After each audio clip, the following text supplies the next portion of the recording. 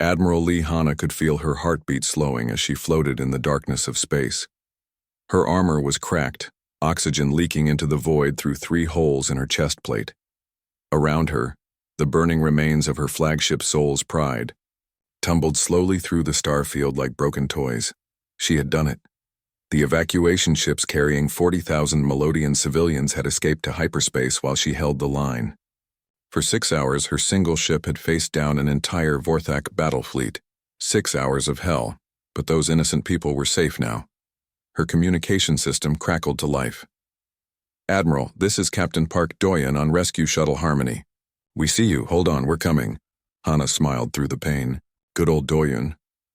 He had been her first officer for 12 years, watching her back through dozens of battles. But this time would be different. Her suit's medical systems were screaming warnings she couldn't ignore. Internal bleeding, organ failure, radiation poisoning from the reactor breach. "Doyen," she whispered into her helmet mic. "Patch me through to Earth Command. Full emergency broadcast." "Admiral, save your strength.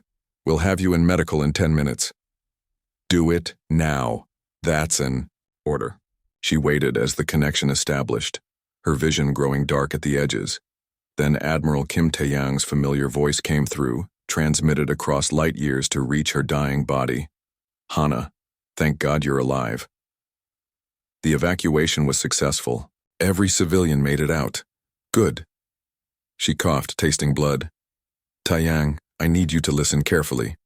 Patch this to the full council. All of them. What are you? Just do it." A moment later, she heard the clicks and hums of a dozen high-ranking officials joining the channel.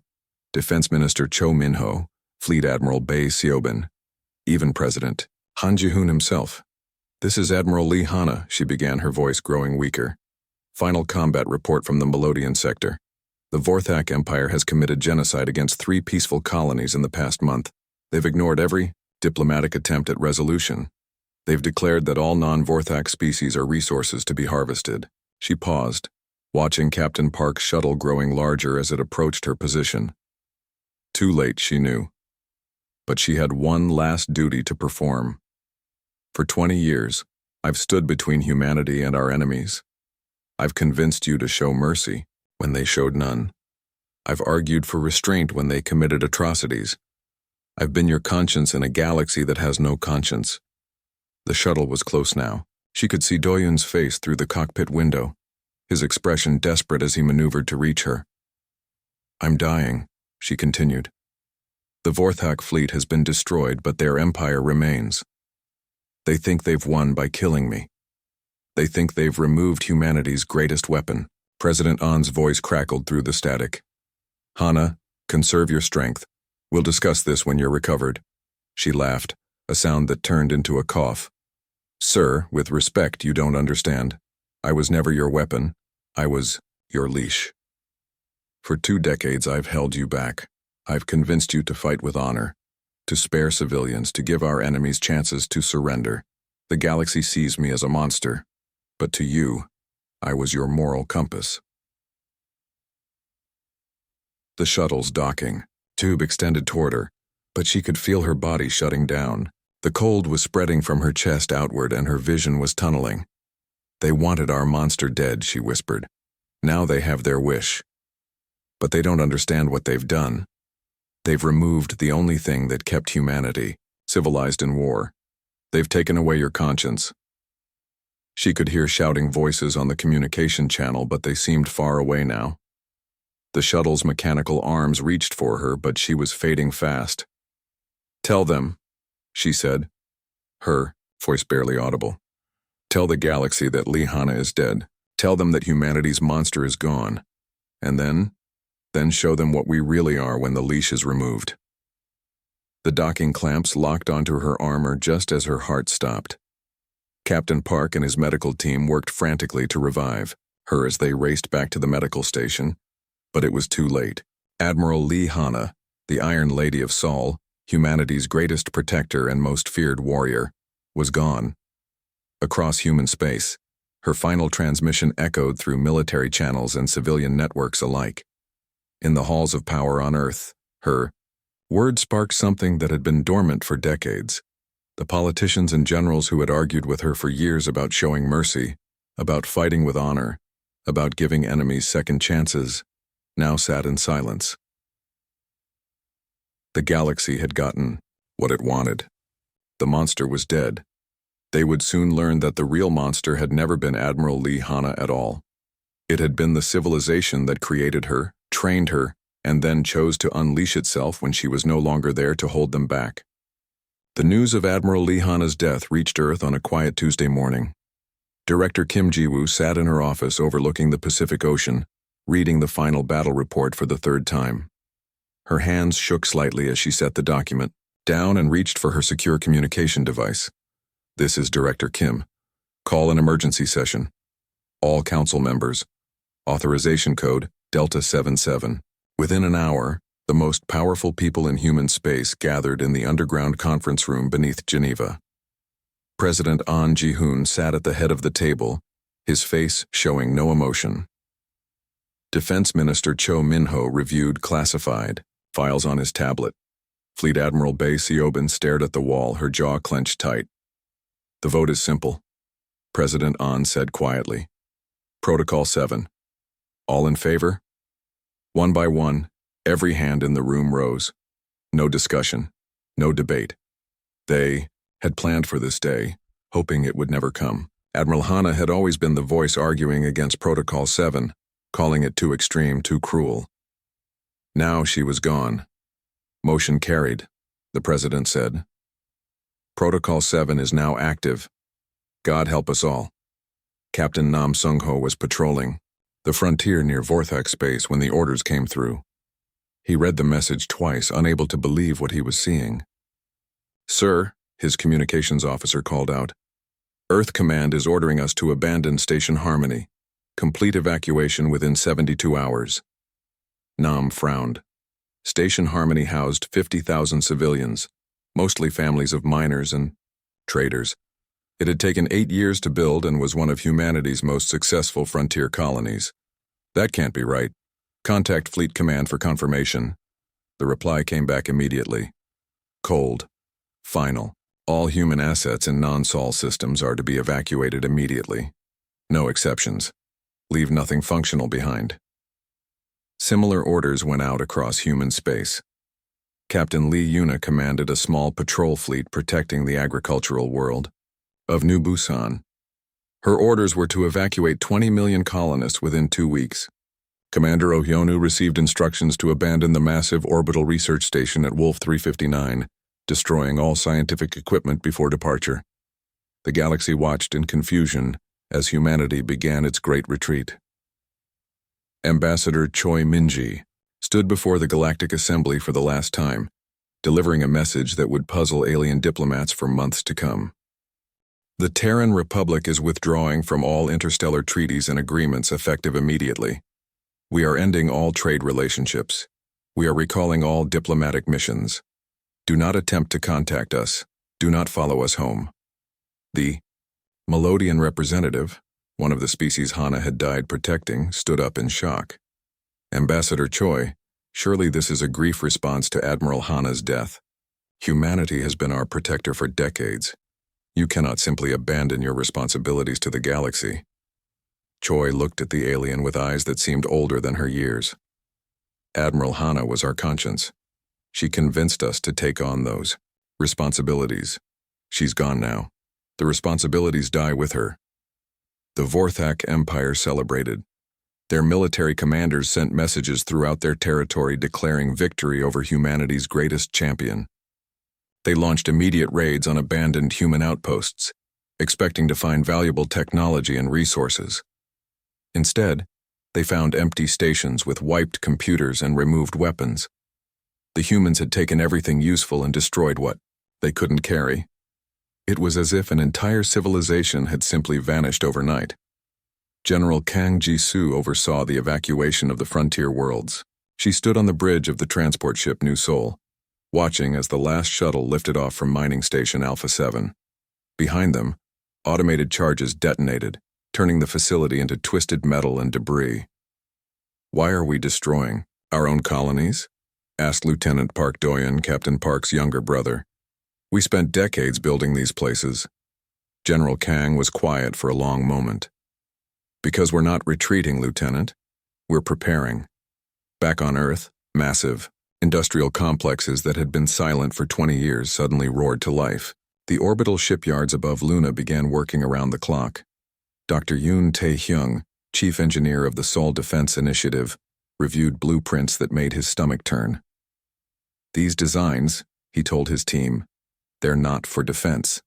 They're not for exploration. These are ships built for one purpose only.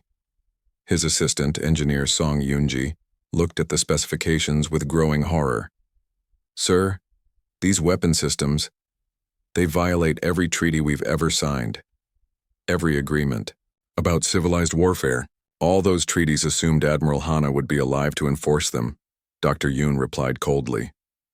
She's not, and neither are the rules she made us follow. The galaxy continued to misinterpret humanity's actions. The Vorac pushed deeper into former human territory, claiming abandoned worlds for their empire. Other species began dividing up trade routes that humanity had protected for decades. They saw weakness where there was actually something far more dangerous. President An Ji-hoon stood in his office looking out at the night sky. His aide, Minister Lim Soo-young, brought him the daily reports. Sir, the last evacuation ships have cleared the frontier zones. All human civilians are now within the Sol system defensive perimeter. The industrial conversion is ahead of schedule. And our timeline? 3 months, sir, just as Admiral Hana predicted before her final mission. The president nodded slowly. Admiral Hana had known this day might come. She had argued against Protocol 7 for years, but she had also helped design it. Her final gift to humanity was a plan that would ensure their survival, even if it cost them their souls. Send a message to all fleet commanders, he said quietly. Phase 2 begins tomorrow. It's time to show the galaxy what humanity looks like without our conscience. 3 months had passed since Admiral Lee Hana's death, and the galaxy had grown comfortable with humanity's silence. The Vorac Empire expanded into former human territory, claiming abandoned colonies as their own. Trade routes once protected by human patrols now belonged to whoever was strong enough to take them. Then the first reports began to filter in. Captain Zexhai of the Vorac 4th Fleet was conducting a routine patrol near the edge of human space when his sensors detected something unusual. A massive energy signature was building deep within the Sol system, unlike anything in their databases. Communications officer, send a probe to investigate, he ordered, but keep it at maximum safe distance. The probe's data transmission lasted exactly 14 seconds before the signal cut out. The last image showed something that made Captain Zexhai's blood run cold. Earth's moon was covered in structures that hadn't been there 3 months ago. Massive industrial complexes stretched across the lunar surface, glowing with an eerie blue light that seemed to pulse with mechanical heartbeats. On Earth, Dr. Yoon Tae-hyung stood in the control center of the Luna Industrial Complex, watching as the final components of Project Awakening came online. The screens around him displayed construction statistics that would have been impossible just months before. Dr. Yoon called out engineer Song Yoonji from her station. The orbital shipyards. Report completion of the first batch. 12 units ready for deployment. Tae-hyung nodded grimly. And the Mars facilities? Ahead of schedule. The asteroid mining operations have provided more raw materials than we calculated. We'll have 48 units within the month. These weren't the sleek exploration vessels that humanity had built for decades. The new ships emerging from Earth's shipyards were something else entirely. They were black as space itself, absorbing light rather than reflecting it. Their hulls were covered in weapons that had no names in any galactic language, powered by technology that had been classified at the highest levels since before Admiral Hana was born. Commander Oh Hyonu piloted the first of these new vessels on its maiden voyage. The ship had no official name, only a designation. Retribution Class Destroyer RCD-001. As he guided it away from the lunar shipyards, he felt the immense power humming beneath his feet. Sir, reported his weapons officer, Lieutenant Kim Ji-hoo, all systems are operating within normal parameters. The main cannon is charged and ready. Good. Set course for the outer patrol zone. It's time to send a message. The Vorac scout ship Death Song was investigating an abandoned human research station when Commander O's destroyer appeared on their sensors. The Vorac captain, confident in his superior numbers, ordered an attack formation. 3 ships against 1, laughed Captain Velthar. These humans have forgotten how to build proper warships. The first shot from the human destroyer erased Death Song from existence. Not destroyed, not disabled, simply gone, as if it had never been there at all. The second shot crippled the remaining Vorac ships before they could even charge their weapons. Only one Vorac vessel escaped, racing back to their territory with a message that would shake their empire to its core.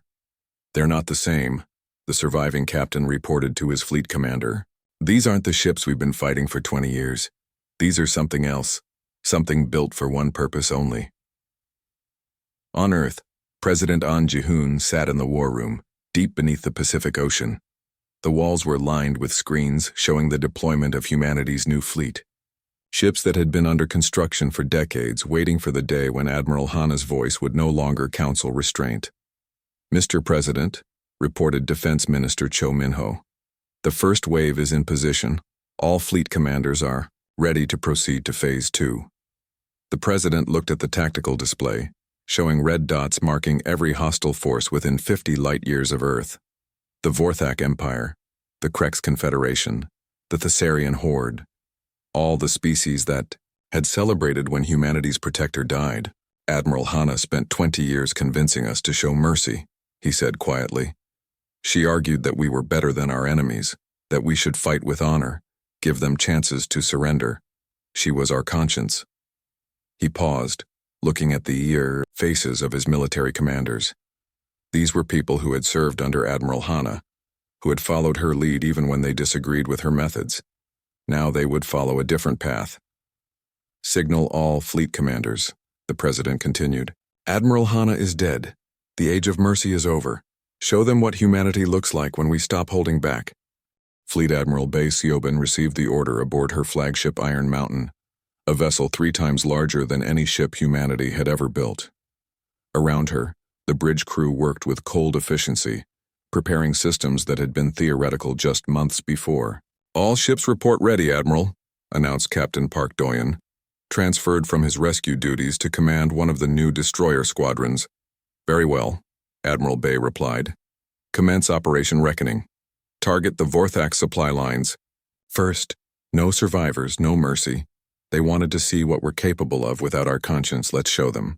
The first phase of humanity's response began not with a declaration of war, but with the systematic erasure of enemy infrastructure.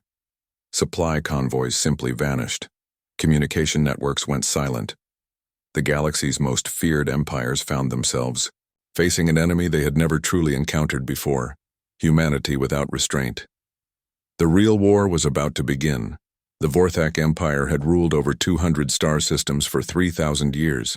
Their military might was legendary, their cruelty unmatched. They had crushed dozens of species beneath their boots and turned entire worlds into slave colonies. But in just 6 weeks they learned what true fear felt like. It started with their supply lines. Cargo ships carrying food and ammunition to their frontier bases simply never arrived. At first, the Vorac commanders thought it was bad luck or pirate attacks. Then entire convoys began disappearing without sending distress signals. General Thexvar stood in the command center of the Vorac fortress World Grimhold, staring at a tactical display that made no sense. 17 supply fleets had vanished. In the past month, no wreckage, no survivors, no trace they had ever existed. Sir, reported his communications officer, we've lost contact with the Outer Rim colonies. All 12 systems have gone silent. Thexvar's 4 eyes narrowed. Send a battle fleet to investigate. Take no chances. 3 days later, the battle fleet found the Outer Rim colonies. The planets were still there, still orbiting their suns, but every Vorac installation had been reduced to glowing craters. The human attackers had been surgical in their destruction. Alien civilians were unharmed, but every military base, every government building, every symbol of Vorac power had been erased. Fleet Admiral Bae Siobhan watched the operation from Her flagship Iron Mountain. Her fleet of 48 ships moved through Vorac space like ghosts, striking targets with weapons that left no survivors to tell tales. The new human technology was terrifying in its efficiency. "Admiral," reported Captain Park Doyen from his destroyer Soul's Revenge, "the Vorac Third Fleet is moving to intercept us at the Kalani system." "How many ships?" 237, ma'am. They're bringing everything they have." Admiral Bay smiled coldly. "Perfect. Let them come." The Battle of Kalani lasted exactly 18 minutes. The Vorac fleet, confident in their overwhelming numbers, charged straight into what they thought was a trap. Instead, they found something worse, a demonstration of what humanity was truly capable of when they stopped playing by the galaxy's rules. The human ships didn't fight like the vessels Admiral Hana had commanded. There were no heroic charges, no attempts to disable enemy ships, no calls for surrender. The new human fleet moved with mechanical precision, each shot calculated to cause maximum destruction with minimum effort. Captain Velkoth, commanding the Vorac flagship Bloodclaw, watched in horror as his massive fleet was systematically destroyed. The human weapons didn't just damage their ships, they seemed to consume them, leaving nothing but empty space where proud warships had been. "All ships, retreat," he screamed into his communication system. "Fall back to—" His words were cut off as the Iron Mountain's main cannon fired. The Bloodclaw and 3 ships beside it simply ceased to exist. Of the 237 Vorac ships that entered the battle, only 12 escaped. They carried with them a message that would spread terror throughout the Empire. Humanity had become something monstrous, but the humans weren't finished. Colonel Kang Jisoo led special operations teams deep into Vorac territory, targeting infrastructure that had taken centuries to build. Power stations went dark. Communication networks collapsed. The massive slave factories that powered the Vorac economy burned from within. "Remember," she told her soldiers as they prepared for another mission, "we're not here to conquer territory. We're here to teach them what happens when they kill our protectors." Her teams moved like shadows through Vorac space, striking at the heart of their civilization. They didn't target civilians. That would have been what Admiral Hana called dishonorable. Instead, they targeted the systems that allowed the Vorac Empire to function as an empire. Within 3 months, the Vorac government couldn't communicate with half their territories.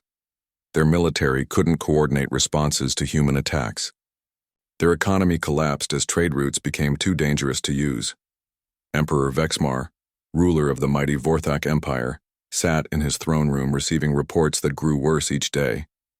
His military commanders begged for reinforcements that no longer existed. His governors pleaded for help that couldn't be sent. "How is this possible?"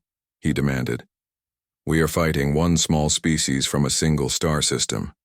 We have conquered galaxies, Your Magnificence," his top general replied carefully.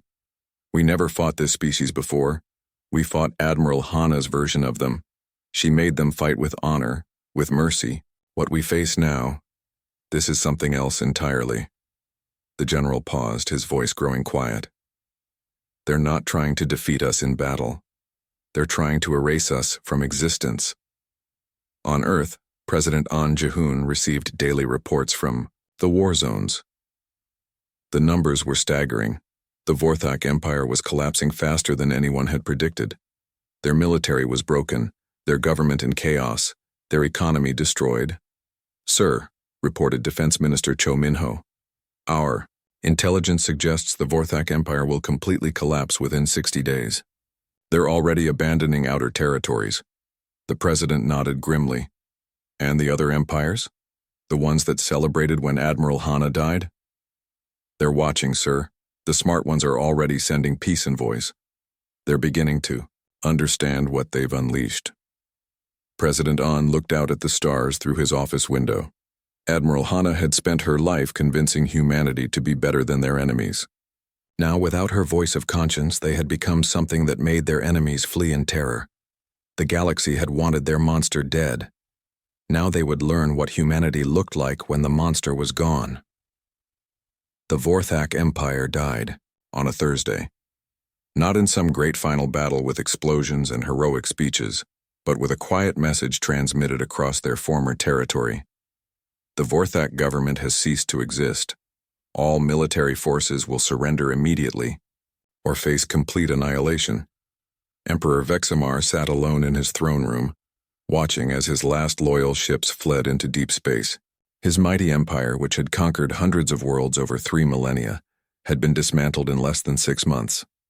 Not conquered, simply erased, piece by piece, until nothing remained but scattered refugees begging for asylum in neutral space. But humanity wasn't finished. Ambassador Lim Soo-young stood before the Galactic Assembly for the first time since the war began. The Great Hall, once filled with representatives from dozens of species, was now half empty. Many governments had recalled their ambassadors, fearing what humanity might do next. "Honored delegates," she began, her voice carrying clearly through the chamber. "6 months ago, you celebrated the death of Admiral Lee Hanna. You called her humanity's monster. You were glad to see her gone."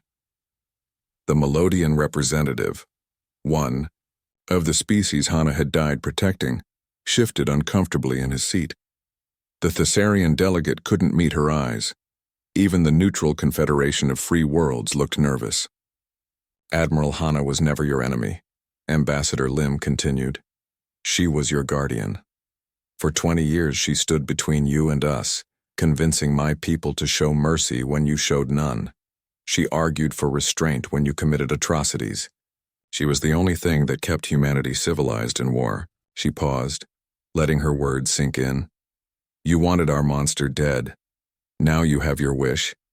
And now you'll learn the difference between a protector and what she was protecting you from."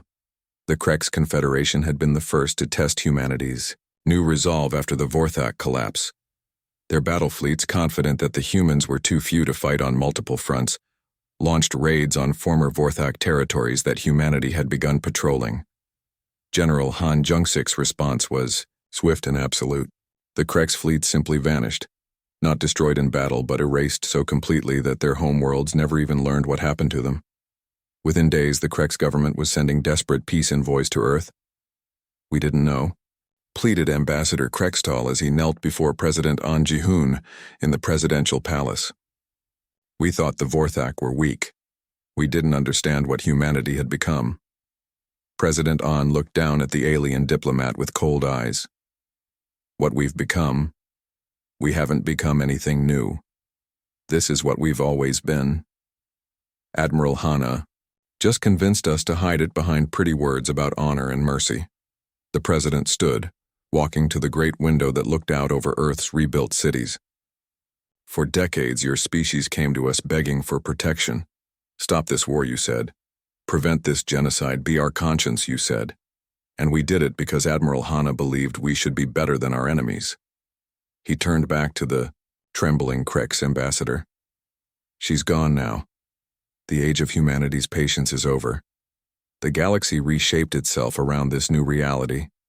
Species that had once called for human intervention in their conflicts now solved their problems quickly and quietly, terrified of drawing humanity's attention. The slave markets that had operated for centuries shut down overnight. Genocidal campaigns ended with suspicious speed as their perpetrators realized what might happen if humanity decided they were next. Fleet Admiral Bae Seobin toured the former Vorac territories aboard her flagship Iron Mountain. Where once there had been slave factories and death camps, she found peaceful worlds where former slaves were building new lives. The humans hadn't conquered these places. They had simply removed the systems that allowed evil to flourish. "Admiral," reported Captain Nam Sung-ho from the destroyer Busan's Pride, "we're receiving surrender requests from 17 more systems. They're all asking for the same thing, protection from other predator species in exchange for complete compliance with human oversight." Admiral Bae nodded grimly. "Grant their requests, but make sure they understand the terms. We're not their protectors anymore. We're their judges. Step out of line and there won't be a second chance." On Earth, Dr. Yoon Tae-hyung stood in the EO Luna shipyards watching as construction continued on vessels that dwarfed even the current fleet. The galaxy was learning to behave, but humanity wasn't taking any chances.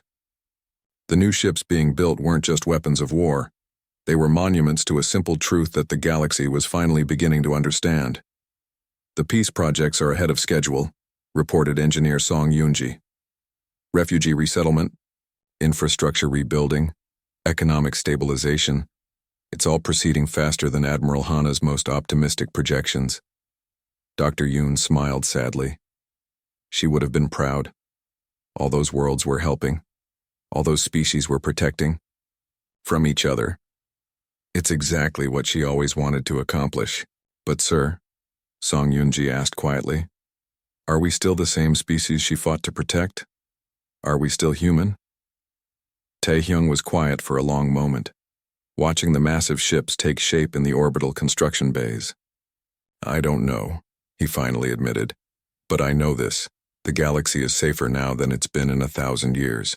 No more genocides, no more slave empires, no more species preying on the weak. He paused, thinking of Admiral Hana's final words. Maybe that's enough. Maybe becoming monsters was the price we had to pay to make the galaxy into the place she always believed it could be. The galaxy had gotten what it wanted. Humanity's monster was dead. But in her place they had something far more terrifying. Humanity's judgment untempered by mercy, absolute and final. Admiral Lee Hana's dream of a peaceful galaxy had finally come true. The cost was humanity's soul, but perhaps that was a price worth paying. The new order had begun.